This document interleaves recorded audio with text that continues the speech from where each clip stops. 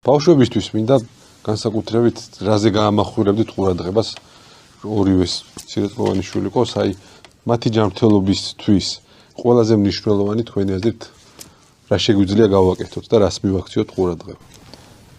იმას აქ სიმართლე შაქრიანი რო შეწყვიტოთ, იქნება კარგი, მე კარგი სახლი აშენდება, როგორც ქვევით დღესვე თუ მოახერხეთ ჩვენი ბავშვების მარტო კვებიდან შაქარი ამოიღო, რომელიც ძალიან ადვილია.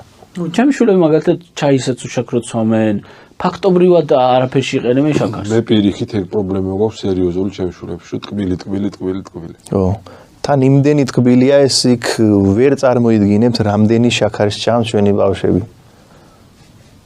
ძალიან დიდი. მე ბევრი შაქრის ჭამის გამო ვერ იაზრებენ მე. სკოლაშიც ეძინება. ნახშირიც გლე.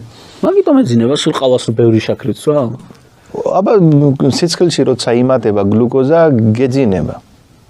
ინსულინი მოდის, რომ ეს შაქარი გავათანაბრო და იმ პროცესი გეძინება და მოგშივდება მალე, წამაგინდა.